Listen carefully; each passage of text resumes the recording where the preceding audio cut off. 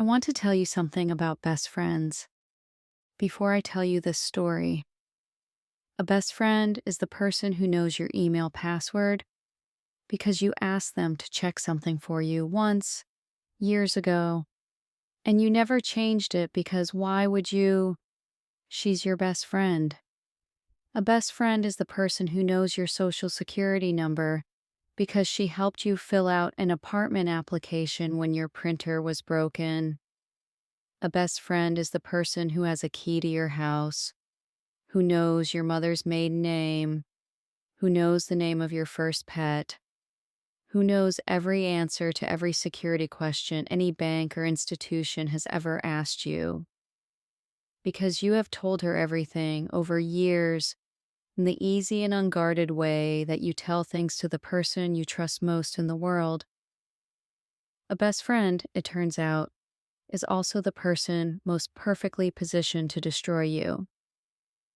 If she decides to. My name is Camille. I am 36 years old. I am a senior creative director at one of the largest advertising agencies in Atlanta. If you love Reddit revenge stories, subscribe. I post one every single day. I have an apartment I love in Midtown, a rescue dog named Biscuit, who has strong opinions about everything, and a therapist I see every Tuesday who has helped me understand that what happened to me was not, despite what my brain insisted for a long time, my fault. And I had a best friend named Jade. We met in college, freshman year, same dormitory floor, 2 doors apart. She was from Houston, I was from Charlotte, and we found each other in the way that certain people find each other in the first weeks of college, through the specific gravity of recognizing someone who laughs at the same things, who stays up past midnight talking about nothing and everything, who makes the terrifying openness of being 18 and away from home for the first time feel survivable. We were best friends for 14 years, 14 years of phone calls and road trips and shared apartments in our early 20s and bridesmaids' dresses. She was in my wedding when I married David at 28, and I was in hers the following year when she married a man named Terrence, who I never fully trusted, but kept that to myself because she loved him. And what kind of best friend undermines that? 14 years of knowing each other's families, each other's histories, each other's wounds. 14 years of being the person the other one called first, before anyone else, when anything happened. 14 years. And then 18 months of being systematically dismantled by the person who knew me better than anyone alive. I want to tell you how it started. Not the beginning that I know now, looking back. The real beginning, the one I couldn't see while it was happening. But the beginning as I experienced it, which is the only way I know how to tell a story, honestly. It started with a credit card I didn't open. That sounds small.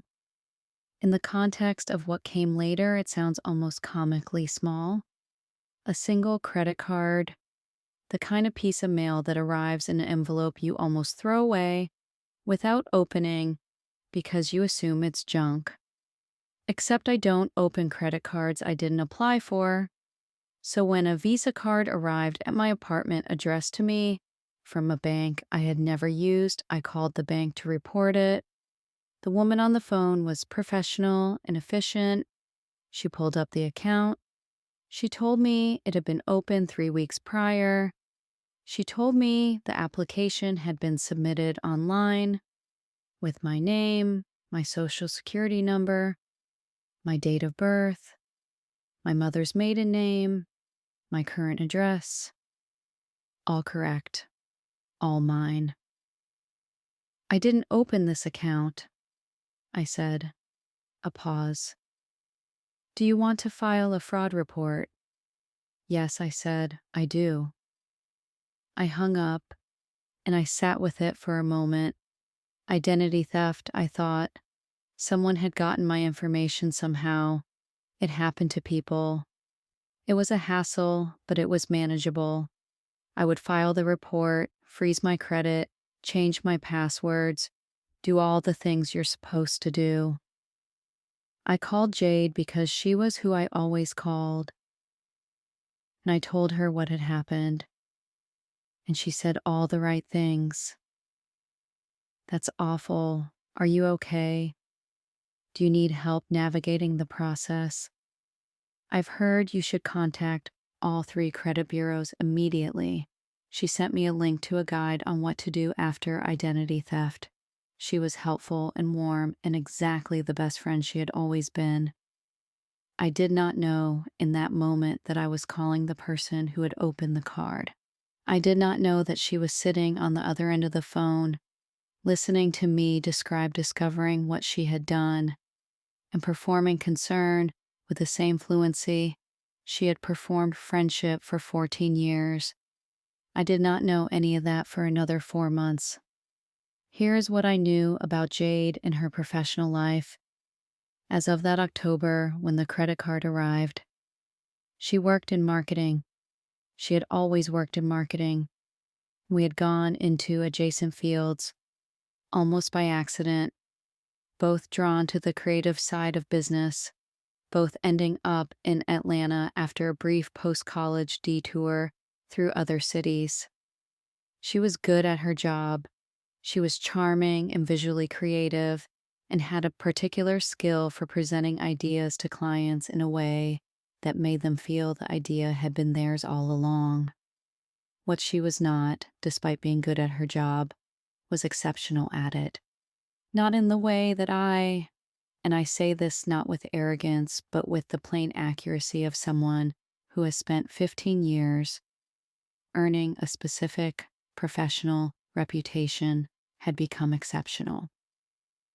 I had built something at my agency, a body of work, a set of relationships, a creative identity that had made me, at 35, one of the youngest senior creative directors in the company's history. Jade had watched me build it. She had celebrated it, or performed celebrating it, for years. She had been at my promotion dinner. She had posted about my campaigns on her Instagram with captions full of exclamation points and heart emojis and proud best friend energy that I had received as genuine because I had no framework for receiving it as anything else. What I understand now, with the clarity that only comes after the full picture is visible, is that she had also been watching me with a different kind of attention, cataloging, measuring the distance between where I was and where she was, and finding that distance intolerable in a way that had, at some point, curdled into something I don't have a clean word for. Not just envy. Envy is ordinary and human, and most people feel it and don't act on it. Something more deliberate than envy. A decision. A decision that if she couldn't close the gap by becoming more herself, she would close it by becoming me. The second thing I discovered was a loan. This one I did not discover through the mail. I discovered it 6 weeks after the credit card when I applied to refinance my car, and the loan officer called me with a confused note in her voice to tell me that my credit score had dropped significantly since my last inquiry, and could I explain the personal loan that had been taken out in my name 4 months prior for $38,000. I could not explain it because I had not taken it out. I sat in my car in the parking lot of the dealership, and I felt the floor tilt. One credit card could be a random data breach. A $38,000 personal loan was something else. Someone had my information and was using it systematically, deliberately over time. Someone who had not just stumbled onto my social security number, but who knew enough about me to answer verification questions, to pass security checks, to impersonate me convincingly enough that a lending institution had approved a significant loan in my name. Someone who knew me. I drove home. I pulled my credit report, all three bureaus, something I should have done immediately after the credit card and hadn't done thoroughly enough. And what I found when I looked at the full picture made me sit down on my kitchen floor and stay there for a while. 3 credit cards, 2 personal loans, 1 store credit account, all opened in the previous 7 months. Total exposure, just under $90,000 of debt in my name that I had not created. $90,000. I called my attorney that evening, a woman named Sandra Park, who had done some contract work for me professionally and whom I trusted. I told her what I had found. She was quiet for a moment, and then she said, "Camille, I need you to think carefully. Who has access to enough of your personal information to do this?" I started listing possibilities. Data breach, a hacked account, someone at a financial institution. I went through the external options methodically, the way you do when you are trying very hard not to arrive at the internal one. Sandra let me finish. "And personally," she said, "who in your personal life would have this information?" I was quiet for a long time. "My ex-husband would have had it," I said. "But David and I have been divorced for 2 years and we ended well, and I genuinely don't think—" "Who else?" Sandra said. Another silence. I thought about a college freshman dorm, 2 doors apart. I thought about a broken printer and an apartment application. I thought about 14 years of passwords shared and security questions answered, and the specific, total vulnerability of being fully known by someone. "Jade," I said. And even as I said it, I was already arguing against it in my own head, already constructing the alternative explanations, already doing the thing that people do when a truth is too large and too painful to be received all at once. "I need you to think about whether that's possible," Sandra said carefully.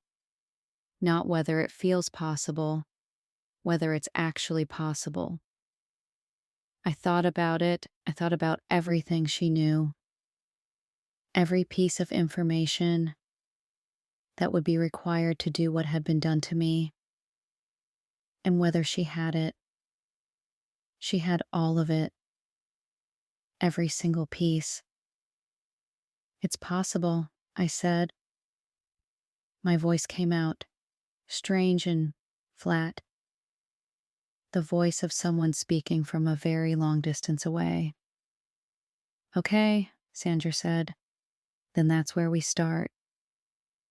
I want to tell you what the investigation looked like, because I think people imagine it as something dramatic and rapid, a montage of discovery, revelation, following revelation, the truth assembling itself quickly under the pressure of professional attention.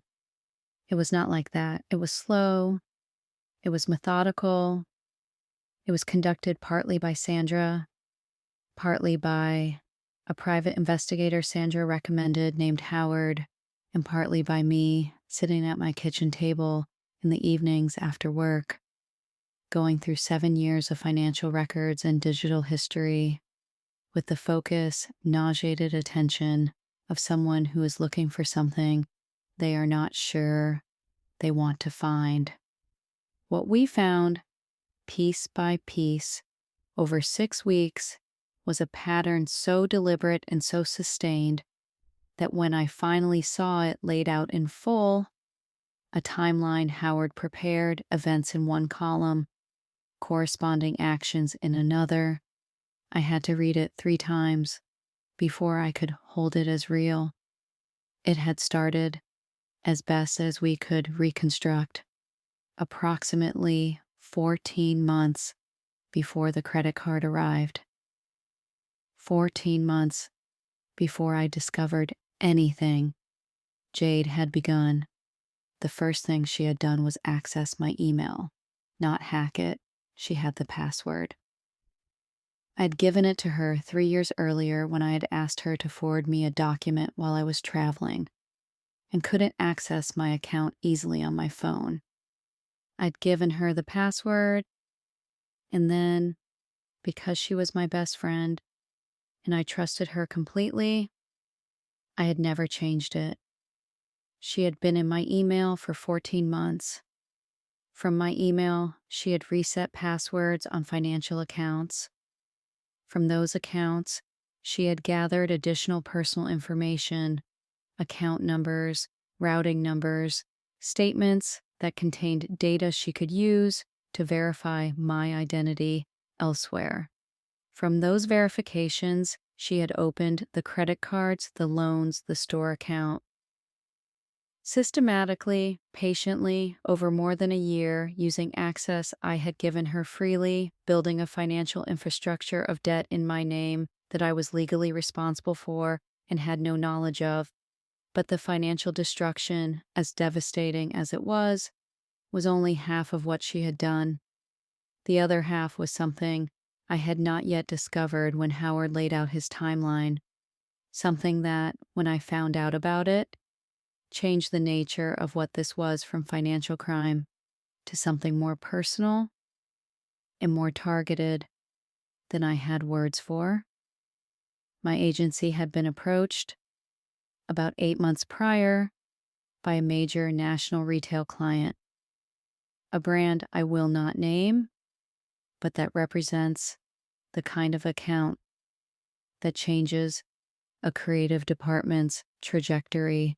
The pitch process had been competitive, multiple agencies involved. The decision had come down to 2, and we had won. I had led the pitch. It had been, professionally, one of the best pieces of work I had ever done. The client relationship had become one of the most significant of my career. What I discovered 6 weeks into the investigation was that Jade had attempted to sabotage that pitch. Using my email access, she had sent a message from my account, in my name, in my writing style, which she knew intimately from 14 years of reading my correspondence, to the client's marketing director 3 days before the final presentation. The message had suggested, in carefully ambiguous language, that our agency was double billing clients and that there were creative ownership disputes on our team that the client should be aware of before committing. The marketing director had forwarded the email to our agency's CEO with a note asking for clarification. Our CEO, a man named Franklin, who had been in this industry for 30 years and had excellent instincts, had determined that the email was anomalous. The language didn't quite match my professional register. The timing was suspicious. He had quietly investigated and concluded that the email was either a mistake or something more deliberate. And he had chosen not to confront me with it directly because he didn't want to disrupt the team in the final days before the pitch. He had told me about it only after we won the account. He had shown me the email. I had read it and recognized, with a specific cold recognition, the almost rightness of it, the way it sounded like me, but wasn't quite, the way you sound when someone who knows you very well is trying to imitate you and gets 90% of it right. I had told Franklin I had not sent it. He had believed me, we had agreed to be watchful and moved on. I had not known at the time who had sent it. I had assumed it was a competitor, an external bad actor. Now I knew. She had tried to take the account from me, not by winning it herself. She didn't have the position or the platform to pitch against me directly, but by poisoning the relationship, by making the client doubt me before I could prove myself. It had not worked, but she had tried. And then, when it hadn't worked, she had kept going, had kept building the debt in my name, had kept, I would later discover, doing other things I hadn't found yet. I called Jade on a Tuesday evening when I had enough of the picture assembled to have a conversation, but not yet enough for the legal process to be complete. Sandra had advised me not to wait, to let the investigation finish, to not give Jade any warning that she had been found. Good legal advice, sound strategic advice. I couldn't do it. 14 years. I needed to hear her voice when she knew that I knew. I needed that data point. I needed, if I am honest, to give some part of me the chance to be wrong. Some small, stubborn part of me that had been best friends with this woman for 14 years and was still, underneath all the evidence, unable to fully believe it. She answered on the second ring. Hey. Warm, easy, the voice of someone who has nothing to hide or is very good at performing that.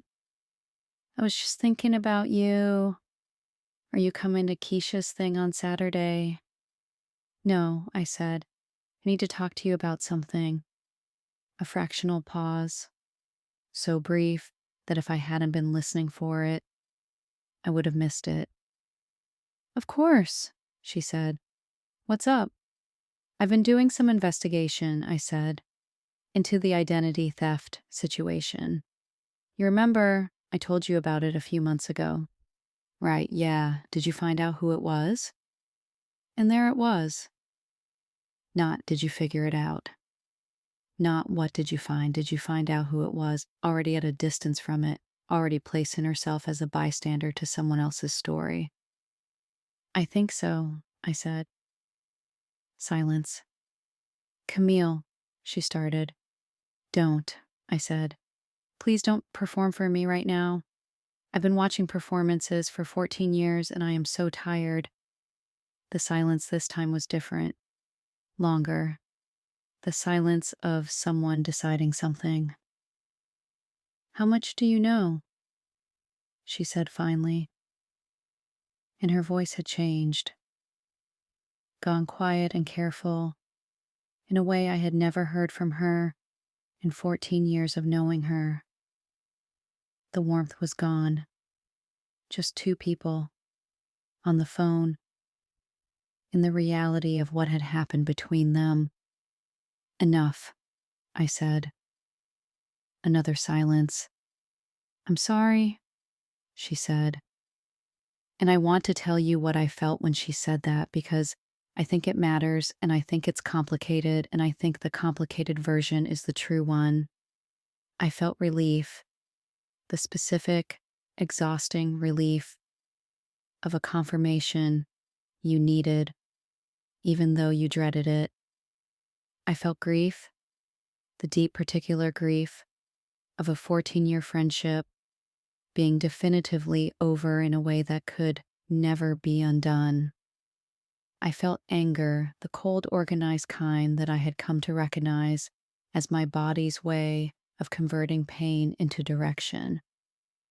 And underneath all of it, I felt something I am almost embarrassed to admit, a thread of compassion, not for what she had done, for whatever it was inside her that had made her decide this was the answer, for the smallness of a life lived in comparison to someone else's, for the specific misery of spending 14 years beside someone you secretly resent, performing friendship, building resentment instead of your own life. I did not say any of that to her. "You're going to need an attorney," I said.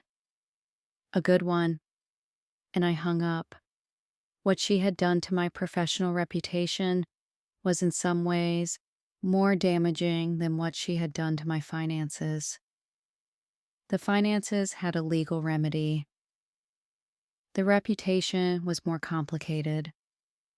Here is what I mean. In the months between her sabotage attempt on the pitch and my discovery of what was happening, Jade had been busy on a second front using my email, and it turned out a social media account she had created that was close enough to my professional handles to be confusing. She had been quietly seeding doubt about me in professional circles. Not loudly, nothing that could be easily traced or directly confronted. The social media account had posted things that looked, at a glance, like they might be from me, opinions that were slightly more inflammatory than my actual positions, comments on industry topics that were worded to be divisive, interactions with people in my professional network that were subtly off in ways that were hard to articulate, but that left a residue of unease. It is a sophisticated form of harm when you think about it, not dramatic enough to be immediately obvious, not traceable without investigation, just a slow, persistent drip of wrongness that makes people in your network gradually recalibrate their perception of you without being able to point to a specific reason why. I had noticed it vaguely in the preceding months. A slight coolness from a colleague I had always been close to, a professional contact who had stopped engaging with my actual posts. A networking event where two people I knew seemed to have a conversation that ended when I approached. I had attributed all of it to the ordinary frictions of professional life, the random fluctuations of relationship that happen in any industry. It had not been random. Howard documented 47 interactions from the fake account over a 7-month period. 47 deliberate, targeted, carefully calibrated attempts to make the professional world's version of me slightly less than the actual version of me. When I read his report, I thought, this took so much energy. Imagine what she could have built with this energy if she had pointed it at her own life instead of mine. But that is the thing about a certain kind of envy. It doesn't build. It can only subtract. Sandra filed the police report on a Thursday morning. Fraud, identity theft, unauthorized access to financial accounts, impersonation. The charges were specific and they were serious. And Jade's attorney, she had hired one quickly, I will give her that, spent the first 2 weeks trying to negotiate a framing in which this had been some kind of misunderstanding or accident. It had not been a misunderstanding. You do not accidentally open 6 fraudulent accounts over 14 months. You do not accidentally send a sabotage email from someone else's account. You do not accidentally maintain a fake professional profile for 7 months and make 47 targeted interactions. There was no accident here. There was a plan executed with patience and precision by someone who had decided that the closest path to the life she wanted was through the destruction of the life I had built. The legal process moved, slowly as legal processes do, but with a direction that was not in Jade's favor. The evidence was documented. The timeline was established. The financial damages were quantified.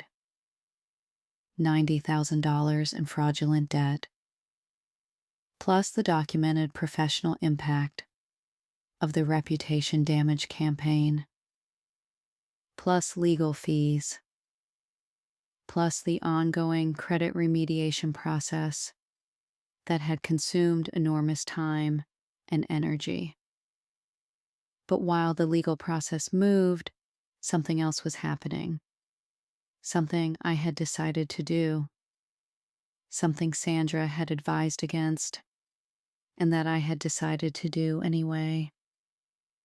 Because I had thought carefully about it and concluded that the legal remedy, necessary as it was, would not, by itself, address the full scope of what had been done.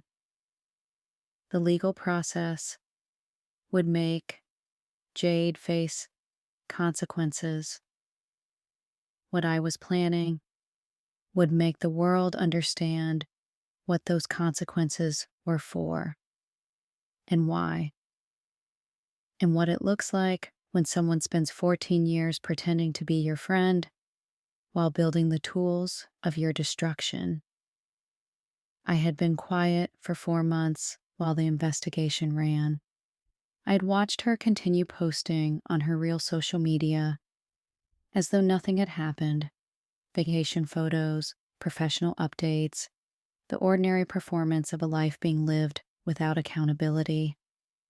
I had watched her continue to exist in shared professional circles, to be present at industry events, to occupy the world as a person who had done nothing wrong. I had been quiet because Sandra asked me to be. I was done being quiet. I want to tell you what I built before I tell you what I did with it.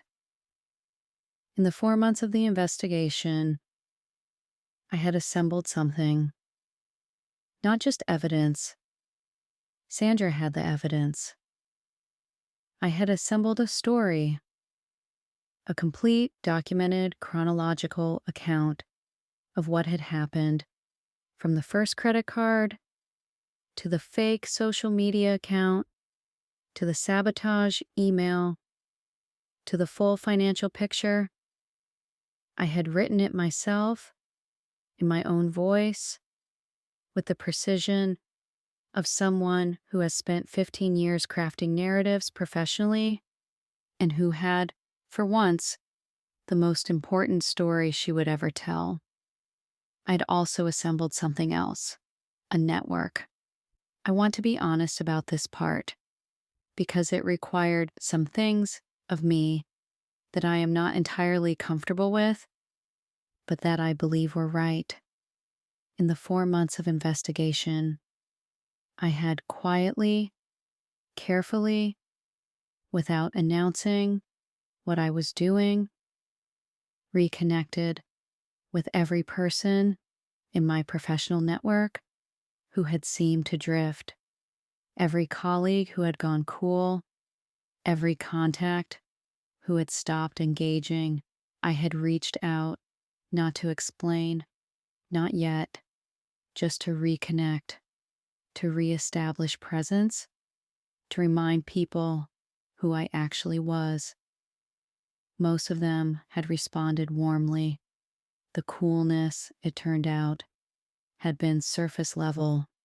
The social media account had planted seeds of doubt, but had not, in most cases, fundamentally altered relationships that had been built on years of real interaction. People generally know, at a level below conscious reasoning, when something is off. The offness of the fake account had registered without people being able to name it, and when I showed up as myself, direct, specific, genuine, the recalibration happened quickly. By the time I was ready to act, I had my network back, and I had a story that was ready to be told. On a Monday morning in March, I posted, not a thread, not a series of vague allusions, a complete, documented, named account of what Jade had done, written with the same care and craft I brought to every piece of professional work I had ever produced. It included the timeline. It included the financial figures. It included the fake social media account and its 47 interactions. It included the sabotage email, which Sandra had cleared me to publish after consulting with Franklin, who had given his consent. It included the police report number. It included her name. And it included one thing that I had added at the last moment in the final draft because I felt it was necessary for the account to be complete and human rather than just forensic. A paragraph about 14 years of friendship, about what we had been to each other, about the specific grief of discovering that someone you loved had been building your destruction inside the structure of your trust, about the strange compassion I had felt on the phone when she said she was sorry, and what I had chosen to do with that compassion, which was to direct it not at protecting her from consequences, but at understanding, for my own sake, how something like this happens, how a person arrives at a decision like this, not to excuse it, to understand it, because understanding it was the only way I could be done with it and not carry it. The post went up at 9 in the morning on a Monday. By noon, it had been shared 8,000 times. By end of day, 60,000. By the following morning, the story had been picked up by 2 industry publications, one major lifestyle website, and a podcast with 4 million listeners, whose host had sent me a message asking if I would come on to talk about it. In Jade's professional world, the world she had been carefully cultivating while dismantling mine, had gone very, very quiet around her. End of part 1. I want to tell you something about what it feels like to watch the world respond to your truth in real time. I had been a creative director for 8 years. I understood audiences. I understood how stories move through networks, how they accelerate, where they slow down, what makes them land, and what makes them slide off. I thought I was prepared for what would happen when I posted. I was not prepared. Not for the volume. I had estimated the reach roughly correctly as it turned out, but for the texture of it, for what it felt like to read the responses. Because the responses were not what I expected, which was validation and anger on my behalf, though there was certainly that. What I had not anticipated was the recognition. Comment after comment after comment from women saying, I had a friend like this, or I had a colleague like this, or I thought I was the only one, or the simplest ones, the ones that hit hardest. Me too. Me too. Not in the sense of a movement or a hashtag, in the oldest, most literal sense of those 2 words. I also experienced this I also lost something to someone I trusted. I also spent time wondering if I was overreacting, if I was being unfair, if the person who was hurting me was really as bad as my evidence suggested. Because surely no one who loved me could really be doing this deliberately. Me too. 60,000 shares in one day. And underneath each of those shares, in the comments, in the messages flooding into my inbox, a chorus of women recognizing themselves in a story I had told about my own life, recognizing the shape of it, the particular geometry of betrayal that comes from the inside, from the person closest to you, from the one with the most access. I had not built the post to create a movement. I had built it to tell the truth about what had happened to me with the precision and completeness it deserved, in a way that could not be ignored or minimized or quietly resolved. But it became something larger than the telling, in the way that true things sometimes do. And I sat with that for a long time. Jade went offline 12 hours after the post went up. Her professional social media accounts, the real ones, went dark. Her personal accounts followed within another few hours. By the following morning, when the industry publications had run their pieces and the podcast had announced the episode, she was professionally unreachable. Her employer, a mid-sized marketing firm where she had been a senior account manager, issued a brief statement 3 days later saying that they were aware of the situation and that the employee in question was no longer with the organization. 3 lines. The particular corporate brevity of an institution distancing itself as efficiently as possible. She had been let go. I want to be honest about how I felt about that, because I think the honest version is more useful than the clean version. I did not feel triumphant. I felt something more complicated, a kind of sad gravity, the weight of a consequence that was real and was deserved, and that I had set in motion by telling the truth, and that nonetheless had a human cost attached to it that I could feel even from the other side of the betrayal. She had lost her job. She was facing criminal charges. The professional network she had cultivated for 14 years now knew what she had done. I had wanted accountability. I had not wanted her destruction. But those two things, it turned out, were not as separable as I had hoped. I talked about this with my therapist, a woman named Dr. Pauline Reeves, who has been the most important non-legal professional relationship of the past 2 years, at length. She helped me understand something that I think is important. Accountability is not the same as vengeance, but it can produce similar looking outcomes.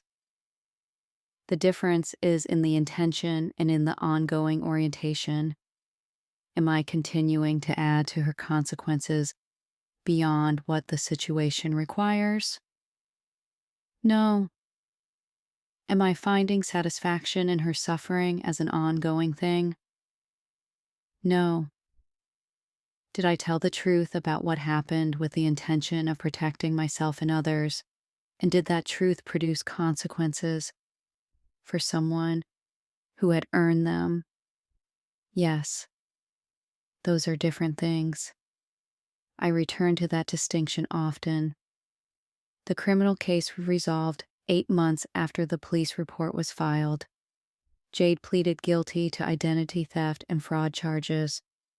She received a sentence that included restitution, meaning she was legally required to address the financial damage she had caused, along with probation and community service.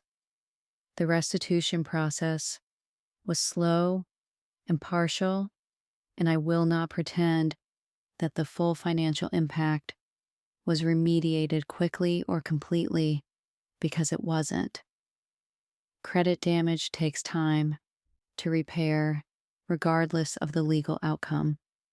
The debt that had been created in my name had to be formally unwound through processes that were tedious and required documentation and phone calls and the kind of bureaucratic persistence that you develop when you have no choice. But it moved and it resolved, and on the other side of it, my credit was restored. The fraudulent accounts were closed, and the financial record of my name was eventually accurate again. The professional damage healed faster than I expected. The post, which I had thought of primarily as a corrective, a way of replacing the false version of me that the fake account had been constructing with the real one, turned out to do something more than correct. It introduced me to a much larger audience than I had before. The campaign I led the following quarter was one I might never have had the platform to publicize in the way I did without the reach the post had given me. Two of the most significant professional relationships I have formed in the past 2 years came directly from people who had read it and reached out. I do not say this to suggest that being betrayed by your best friend is a good career strategy. I say it because I think it is true that sometimes the thing that is meant to diminish you, when you refuse to absorb it quietly, becomes the thing that amplifies you. She had tried to make me smaller. She had made me larger. I don't think she had planned for that. I want to talk about friendship now, because I think this story has an obligation to leave you with something useful beyond the narrative of what happened. I am more careful now. I want to be honest about that, because I sometimes hear it framed as a sad thing, that an experience like this teaches you to trust less, to share less, to keep more of yourself behind a barrier that wasn't there before. And I think if carefulness means those things, then yes, it is sad. A cost that was imposed on me by someone else's choices. But the carefulness I have arrived at is not that kind. It is not a withdrawal from intimacy. It is more like literacy. A new fluency in reading the difference between the people who are genuinely in your corner and the people who are performing being in your corner, while measuring the distance between your life and theirs. The signals were there with Jade. They were always there. A comment that went a beat too long before the compliment. A question about my salary that was framed as casual, but came back too often. A particular quality of attention she gave to details of my professional life, who I was meeting with, what accounts I was pursuing, what my relationship with Franklin looked like, that I had read as interest and should have read as surveillance. I'm not saying these things to blame myself for missing them. I'm saying them because I think they are recognizable, and I think recognizing them is useful. The person who is genuinely happy for you does not need to know all the details of how you got there. The person who is genuinely happy for you celebrates and moves on. The person who is building something using your success as a blueprint asks questions that go one layer deeper than celebration requires, takes note of specific things, returns to topics you have considered closed. You know the difference. You have always known the difference. The question is whether you let yourself know it. I am letting myself know it now. There is one more thing I want to tell you, and it is about a conversation I had with Jade's mother. This was not part of the legal process. It was not strategic. It was something I did because Jade's mother, a woman named Gloria, who had been a fixture of my life since I was 18 years old, called me 6 weeks after the post went up and asked if she could talk to me. I almost said no. My attorney would have advised no. But Gloria had made me Sunday dinners for 14 years and taught me how to make her jerk chicken recipe, and been at my wedding and called me her honorary daughter. And I could not take her call.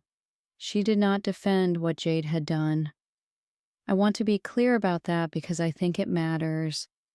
She did not call to ask me to be lenient or to drop the charges or to consider that Jade had been going through something difficult. She called to tell me that she was sorry. That she was sorry in the way that parents are sorry for things their children do. Not responsible, but not separate from them either. Carrying the grief of it from a different angle. We talked for 40 minutes. She cried. I cried. Which surprised me. I had thought I was done crying about this. And I was wrong. Which is something I have come to understand about grief. You are never as done with it as you think you are. And that is okay. At the end of the call, Gloria said something that I have thought about many times since.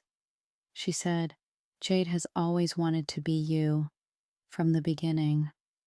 I used to think it was just admiration. I didn't understand what it had turned into until it was too late. I sat with that for a long time. I want to be you. I wonder what it is like to spend 14 years beside someone and want, underneath all of it, to be them, to watch them build a life and feel that as a constant reminder of what you are not building, to love someone and resent them simultaneously in proportions that shift over time until the resentment becomes a larger thing. I wonder what it costs to live like that. I chose not to wonder for too long because I have learned that I can hold compassion for Jade's interior life and still require accountability for her external actions, and that these two things are not in contradiction. I held both. I am still holding both. And I am still here. Credit restored, reputation intact, professional life fuller than it has ever been, a therapist I see every Tuesday, a rescue dog with strong opinions, an apartment I love, and a much cleaner understanding of who I am letting into the room where all my passwords are kept. That understanding cost me. It cost me a lot, but it is mine, and it is real, and I'm not giving it back. There are things that happen after the story ends that nobody tells you about. The legal case closes, the post goes viral, the professional world recalibrates, the credit score climbs back toward where it was. The fraudulent accounts disappear from your record one by one, like lights being switched off in rooms you never wanted to be in. The story reaches its conclusion, at least the version of it that other people can see. and life resumes. And then you are left alone with what remains, not the betrayal. You have processed the betrayal in therapy, in conversations with the people who love you, in the long, unglamorous interior work that doesn't make it into the post and doesn't get 60,000 shares, but is the actual substance of recovery. You have processed it. You carry it differently now in a smaller container, something you can put down and pick back up rather than something that takes up your entire interior space. What remains is something harder to name. It is the question of who you are now, on the other side of discovering that the person you trusted most with your interior life was someone you did not, in the most fundamental sense, know. It is the question of what you do with all the memories. Because here's the thing about 14 years. There were real ones in there, real moments, a real friendship, or something close enough to real that the difference was not visible from where I was standing. The Sunday dinners and the road trips, in the college dormitory floor, in the bridesmaid's dress, in the 3 a.m. phone calls. Those things existed. They were not all performance. I don't believe that. I can't believe that, and also trust my own experience of reality. Something was real. Something was also not real. And I have had to learn to hold those two truths without letting the second one consume the first. Because if I let it, if I decide that because the ending was false, everything that came before it was false too, then I lose 14 years of my own life. I lose the experiences as mine, and they are mine. She does not get to take those too. This is harder than it sounds. I want to be honest about that. 8 months after the post, I was invited to speak at a conference, not a legal conference or a fraud awareness conference, a professional conference, a gathering of creative directors and marketing leaders, an annual event I had attended as an audience member for several years. They asked me to give a keynote on resilience in professional life, which is a phrase that can mean many things, and in this context clearly meant we want you to tell your story from a stage and help people who have been through similar things feel less alone. I said yes. I spent 3 weeks writing the talk. Not the full story. I had told the full story in the post, and telling it again in the same form would have been repetition rather than contribution. What I wrote was something that started with what had happened and moved toward what I had learned, not the lessons of a person who had everything figured out, but the working understanding of someone who was still in the middle of figuring it out and was willing to say so out loud. There were 400 people in that room. I stood at the podium and I looked at them and I thought, somewhere in this room, there is a person who is where I was 18 months ago, who has a feeling they can't name, who has noticed something and is explaining it away, who has a best friend with a key to her house and her passwords and her mother's maiden name, and has never thought, not once, to consider whether that access could be turned against her. I told them what I knew. I told them about the credit card that arrived in the mail and the floor that tilted when the loan officer called. I told them about the 6 weeks of investigation and the timeline on Howard's table and the moment I said Jade's name to Sandra and the moment I understood fully and finally that the answer I had been avoiding was the correct one. I told them about the phone call and the 2-word answer that confirmed everything. I told them about the post and the 60,000 shares and the Me Too's that came flooding in from women who had their own versions of this story. And then I told them the part I hadn't put in the post, the part about Gloria, the part about what remains, the part about holding the real memories alongside the real betrayal without letting one consume the other. The room was very quiet. Afterward, a woman came up to me. She was maybe 45, well dressed, the kind of composed professional exterior that I recognized because I had constructed one myself for years. She waited until the small crowd around me had thinned. She shook my hand. "I'm in the middle of it," she said, quietly, not dramatically, just as a fact. "I don't have all the evidence yet, but I know." I looked at her. "Trust what you know," I said. "Don't wait until you're certain. Certain takes too long and costs too much." She nodded. "And document everything," I said.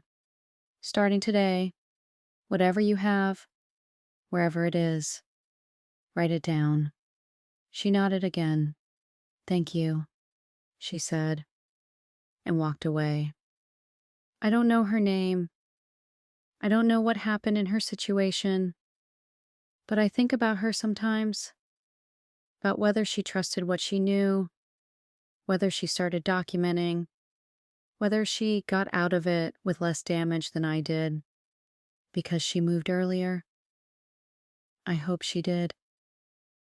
There is a practical section I want to give you now, because I believe stories have an obligation to be useful and not just moving.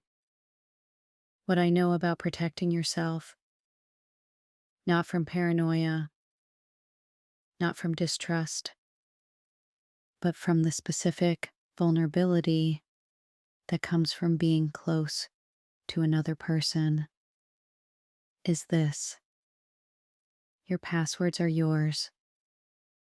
I know it feels petty and mistrustful to change a password that you gave someone years ago in a moment of ease and necessity. Change it anyway. Not because you don't trust them, because access to your accounts is not a gift you give once and never revisit. It is a door that should require active, current permission. Review your passwords annually, change the ones that other people know. This is hygiene, not hostility. Your credit report is a document you should read. All 3 bureaus, every year. Not because you expect to find something, but because the earlier you find something, the less damage it does. The credit card that arrived at my apartment was not the beginning of what Jade had done. It was the moment I discovered the beginning of what she had done. The discovery was already months behind the action. Close that gap. Your email is your identity infrastructure. Every account you have ever created is connected to an email address. Every password reset, every verification, Every account recovery goes through email. Whoever has access to your email has access potentially to everything. Two-factor authentication, a strong, unique password.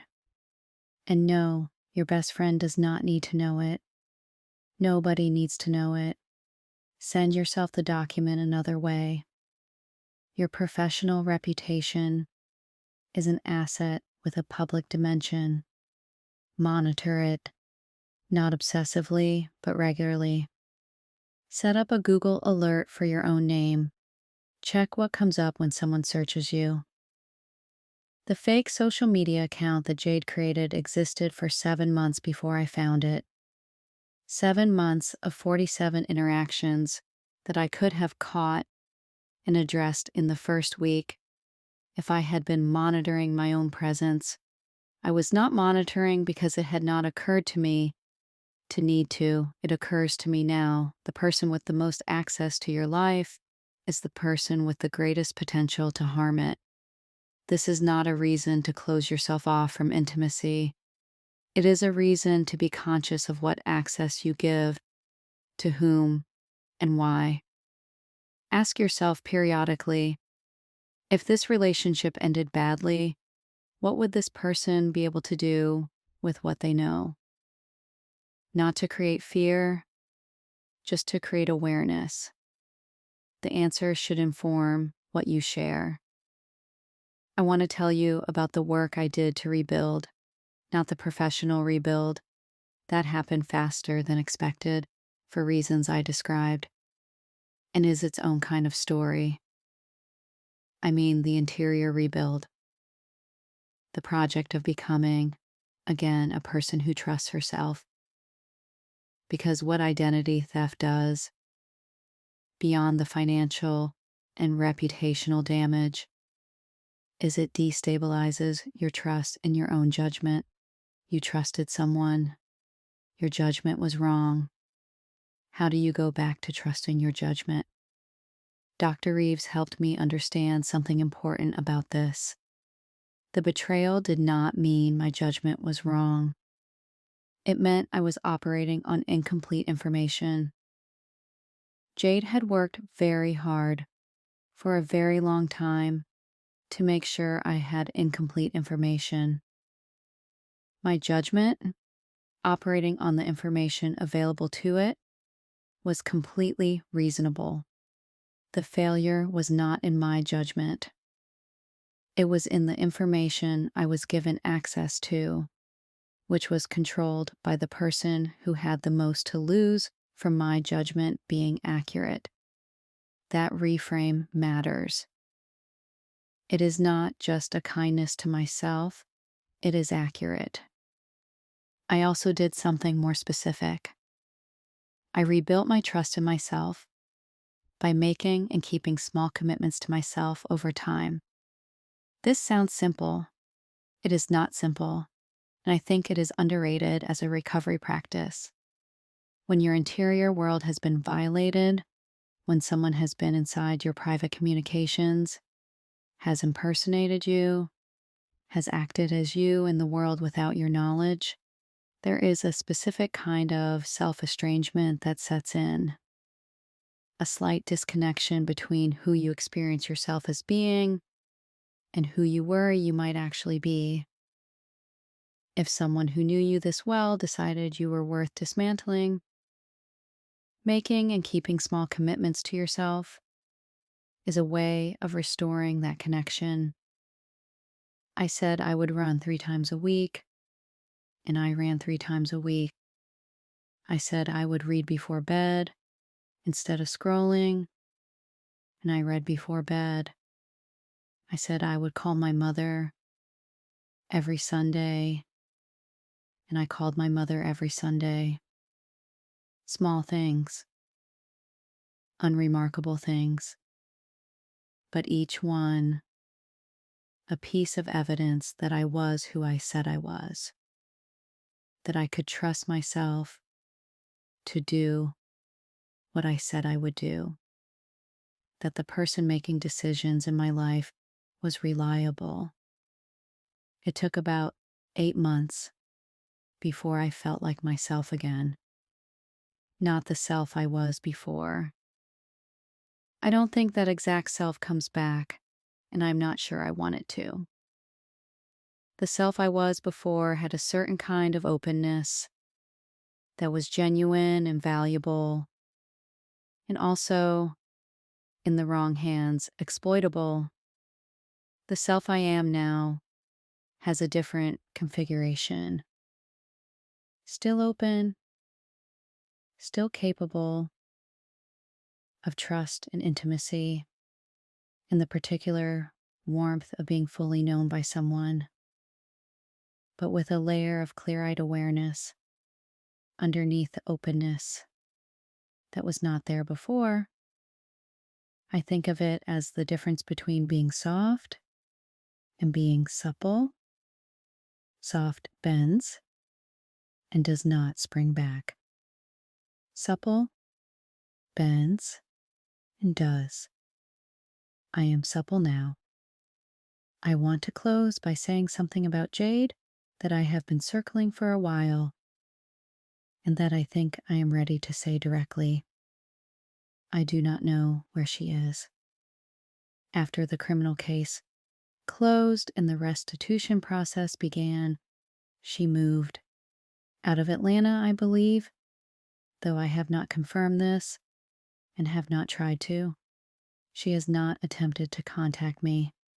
Her mother calls me twice a year on my birthday and at Christmas, and those calls are warm and sad in equal measure. And I take them because Gloria did not do what her daughter did and does not deserve to be treated as though she did. I think about Jade occasionally, not often, not with the frequency or intensity that I did in the first year, but occasionally in the way you think about someone who was important enough to leave a shape in your life even after they are gone from it. I think about the 14 years, about what she actually felt inside all of it, about whether there were moments of genuine friendship alongside the accumulating resentment, or whether the friendship was always more instrumental than it appeared. I do not know the answer to that, and I have made peace with not knowing, which is itself a kind of progress. I think about the question her mother's words raised. I want to be you, what it is like to look at someone else's life and want it more than your own, to spend 14 years in that wanting, letting it shape everything, letting it curdle slowly from admiration into something unrecognizable. I do not want that for anyone, including her. What I want, what I actually want, when I sit with it, is for her to find, wherever she is, whatever version of her own life she is building, something that is genuinely hers, not mine, not a copy or a theft or a demolition. Hers. Because here is what I know about wanting to be someone else. It does not work. It cannot work. You cannot become someone else's life by taking their passwords and their credit score and their professional reputation. You can only damage those things. You cannot acquire them.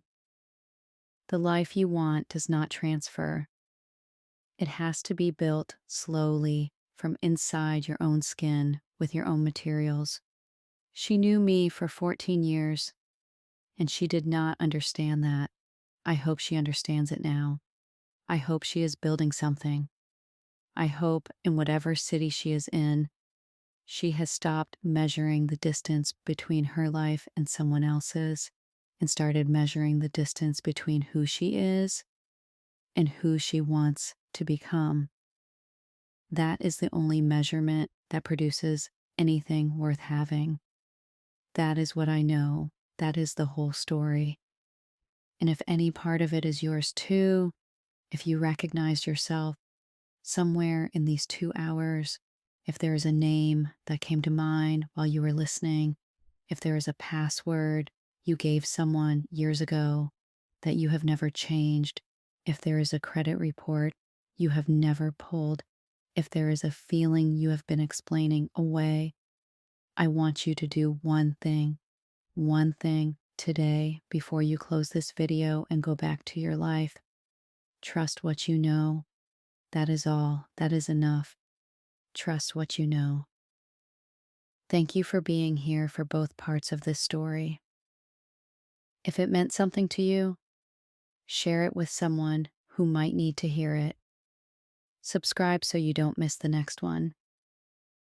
And drop a comment, not a reaction, a real one, because you have a voice and I want to hear it.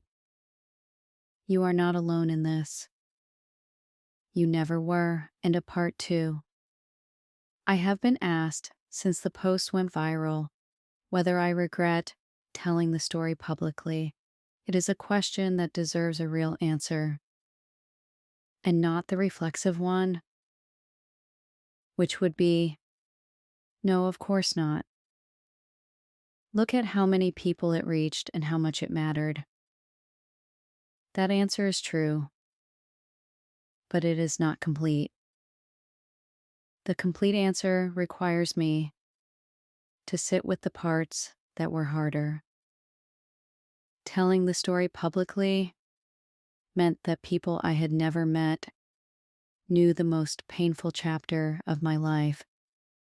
It meant that every new professional contact, every first meeting, every networking event for months afterward came with a version of, I know what happened to you. Some people handled that with grace. Some people handled it with a voyeuristic interest that felt extractive rather than empathetic. Some people decided, based on reading a post, that they understood my experience better than I did and offered unsolicited interpretations of what I should have done differently. That last category was the hardest. The people who read the story of something I had survived and turned it into an opportunity to audit my decisions. Who would find the detail that let them feel safe, the thing I should have noticed sooner, the security practice I should have had in place, the moment I should have known, so that they could believe it would not happen to them. I understand why people do this. It is a form of self-protection. If her mistake was X, and I don't make mistake X, then I am safe. You are not necessarily safe. The mistake was trusting someone who had decided to betray that trust. There is no security protocol that fully protects against someone who loves you enough to know exactly where you are vulnerable. The security practices matter. I've given them to you, and I stand behind them. But they are not armor. They are risk reduction. The actual protection is the quality of your attention to the people in your life. And even that is not a guarantee. I want to say that clearly because I think the alternative, the version where there is a checklist that, if followed, would have made me immune, is a comforting lie that doesn't serve anyone. There is something else I was asked at the conference by a young woman in the front row who raised her hand during the Q&A and asked a question that I have thought about every week since. She said, "After everything that happened, do you think you will ever be as close to someone again as you were to Jade?" The room went quiet. It was the kind of question that creates the silence, not because it is rude, but because it is exactly right. It cut through everything and asked the thing underneath everything. I thought about it for a long moment, before I answered. I think I will be close to people differently, I said finally. Not less close, differently close, with more awareness of what that closeness is and what it requires from both people, with less unconscious assumption that proximity equals alignment. I paused. Jade and I were close, in the way you are close when you are young, and you have not yet learned that closeness is something you have to tend, not just something that happens. We were close by default, by proximity and history and habit. I think the closeness I'm capable of now is more intentional, more chosen, and I think that makes it actually more real. The young woman nodded. That sounds lonely, she said. Sometimes, I said, and sometimes it sounds exactly right. Both of those things are true. I hold them both. My dog Biscuit, who I've mentioned but not properly introduced, deserves a proper moment here because he was, in the worst of it, one of the most consistent and uncomplicated sources of comfort available to me, and I believe in acknowledging what saves you. He is a 3-year-old mixed breed of indeterminate ancestry. The rescue organization said Shepherd Mix, which I believe covers approximately 40% of his genetic makeup. The other 60 being a mystery he wears with great dignity. He weighs 42 pounds, has ears that cannot decide whether to stand up or fold over, and has strong opinions about the following things: the time of his morning walk, which should be exactly 7 a.m. and not 7:15, the positioning of his bed, which must be adjacent to, but not touching the couch, and strangers whom he greets with a suspicious sniffing process that takes approximately 90 seconds before he determines whether they are acceptable. He requires nothing of me except presence and consistency. In a period when I was questioning whether I had ever correctly read another person's intentions, Biscuit was transparent about his. He wanted walks and food and to be near me. That was everything. No hidden agenda, no 14-year performance, just a 42-pound creature who could not pretend and did not try. I took him on a lot of walks in those months. I recommend dogs unreservedly as part of any recovery from betrayal. Before I close, I want to say something to anyone who is currently in a friendship that does not feel right. Not a friendship that is difficult or going through a rough patch or requires effort. Those are normal and those are worth tending. I mean one that does not feel right in a way you cannot fully articulate, where the warmth is slightly off, where you notice that your successes seem to land differently on this person than they land on your other friends, where certain conversations leave you feeling subtly reduced in ways you could not explain if asked, where you have noticed that this person seems to know more about the logistics of your life than genuine interest requires. That feeling is information. You do not need to act on it dramatically or immediately.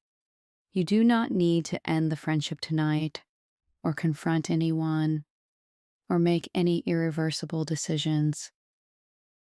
You just need to stop dismissing it. Stop explaining it away. Stop telling yourself you're being unfair to someone who has always been good to you. Sit with the feeling. Let it be real.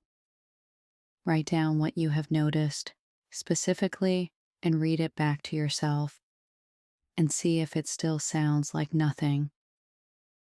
And quietly, without announcing anything, without accusation, without drama, start adjusting.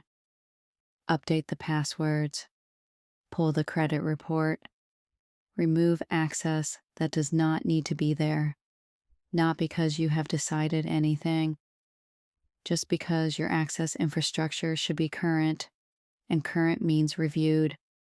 You can do all of that while still going to brunch, while still answering texts, while still being on the surface exactly who you have always been to this person. But underneath the surface, you will be paying attention. And attention is the beginning of everything. It is how I found my way back to myself. It is how you will too. Thank you for spending this time with me. 2 parts, 1 story, and somewhere inside it, I hope, something that is yours to keep.